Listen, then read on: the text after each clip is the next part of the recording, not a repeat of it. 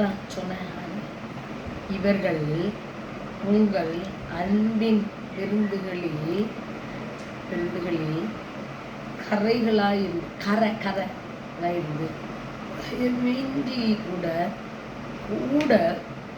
இருந்துண்டு தங்களைத்தானே மேய்த்துக் கொள்கிறார்கள். ஒரு மேய்ப்பனுக்கு கீழே மேய்ப்பண்ணி இல்லாமல் தன்னைத்தானே தன் விருப்பம் போல நடந்து கொள்கிறார்கள்.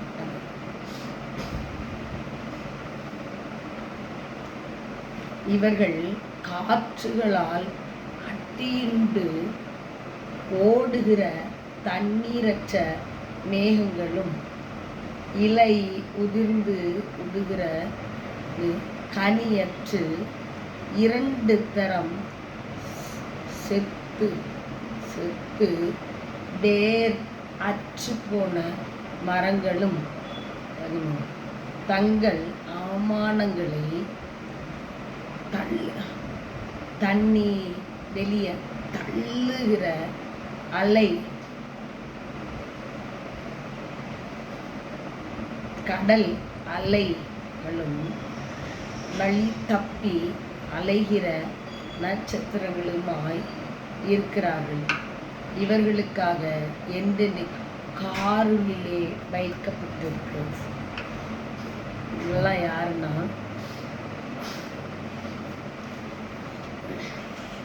முன்னாடி சொல்லப்பட்ட எல்லாரும் எப்படி ஒன்றா இருக்காங்கன்னா, மேகம் தண்ணி இல்லாத தண்ணி உள்ள மேகம் காற்றுக்கு ஓடாது, தண்ணி இல்லாத மேகம் காற்று ஓடிடும். இவங்களே போலவும் கடல் அலை நிற்குமான நிற்காது, போயிட்டே. அதே போலவும் நட்சத்திரம் எங்கே போகுதுன்னே தெரியாது வழி இல்லாத நட்சத்திரம் போலவும் இருக்கு. இவங்க எல்லாத்துக்குமே தண்டனை தான். 14 ஆதாமுக்கு 7ஆம் தலைமுறையான ஏனோக்கு பேரு. ஏனோ யாருன்னா ஆதாம் பிள்ளை வெளி வந்த 7ஆவது சந்ததி. அவர் யார்? ஏனோக்குன்னா இந்த ஏனோக்கு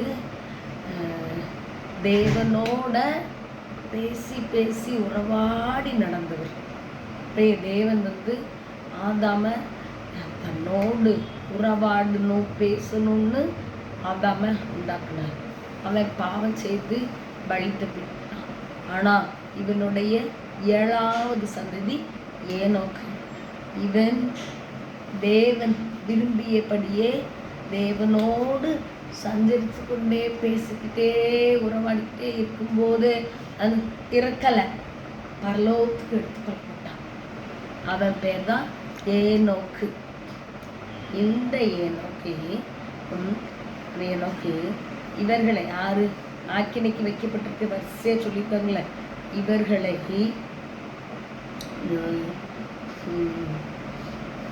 இவர்களை குறித்து ஏனோக்கு சொல்றார். என்ன சொல்றாருன்னா, இதோ எல்லாருக்கும் நியாய தீர்ப்பு கொடுக்கிறதற்கும் அவர்களில் பக்தி இல்லாத யாவரும் பக்தி இல்லாமல் செய்த சகல பக்தி இல்லாத கிரியைகளின் நிமித்தமும் தமக்கு விரோதமாய் பக்தி இல்லாத பாவிகள் பேசின கட்டின வார்த்தைகள் எல்லாவற்றிற்காகவும் அவர்களை கண்டிக்கிறதற்கும் ஆயிரமான தமது பரிசுத்தவான்களோடு கூட கர்த்தர் வருகிறார் என்று முன்னறிவித்தான்.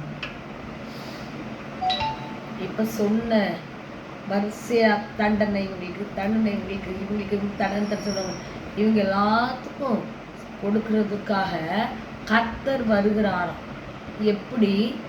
கர்த்தர் ஒரு ஆளா வரல, ஆயிரமான பரிசுத்தவான்களோடு கூட வருகிறார் என்று இப்ப இல்லை, ஏனோக்கு முன்னாடியே அறிவித்தான்.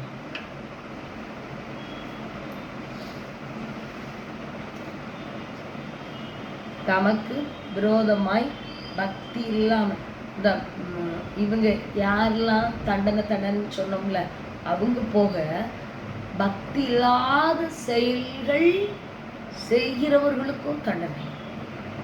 கர்த்தரோட இணைந்து இல்லாம, தான் இஷ்டத்துக்கு பக்தி இல்லாம, அப்புறம் கடின வார்த்தைகள் பேசுகிற எல்லாத்துக்கும் தண்டனை கொடுக்கறதுக்கு, நியாய தீர்ப்பு கொடுக்கறதுக்கு கர்த்தர் 1000 பரிசுத்தவான்களோடு கூட வருகிறாருன்னு யார் சொன்னான்னா, ஏனோக்கு முன்னாடியே தீர்க்கதரிசனம் உரைத்தான்.